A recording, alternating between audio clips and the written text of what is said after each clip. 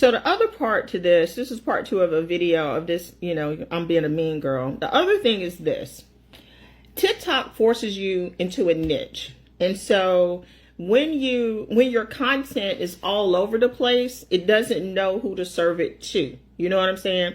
And so my content is all about women's empowerment, us living our best lives, if we're being married, like, you know, how to recognize the signs, how to transition out of it to live your best life. Like, that's really what my content is about.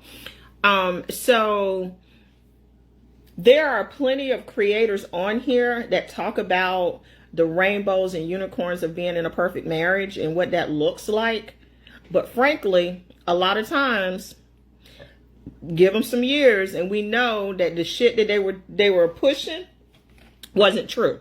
Like that their marriages were literally fucked up. We had Derek Jackson out here telling women how to be great.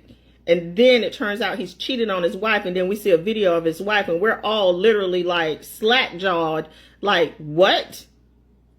So, and how many times have we seen these perfect couples here on TikTok? I mean, what was it? The Try Guys? Like, we see this over and over where these people are putting on a facade about what marriage is. And then the reality is something totally different. So we're all like thinking that marriage is one way and the reality is something totally different. And the reality is hard. Like, it is really hard. The reality is some of us did not want to have a whole bunch of babies. Now, how do we get through it now that the kids are here? The reality is some of us don't like our husbands and our husbands don't like us. How do we maneuver through that? You know what I'm saying? The reality is some of us married bums. How do you deal with that? How do you get your finances in order?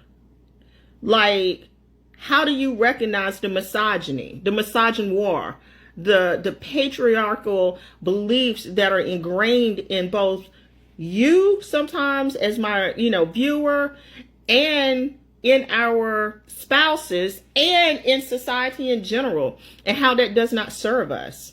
So it's difficult to create content saying this is the problem and then at the same time put up a facade saying, oh, this is what it should look like, when we know that what it should look like is a lie.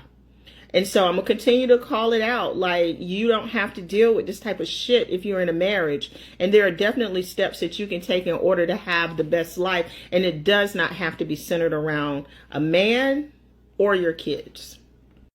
And that's hard to hear for a lot of women.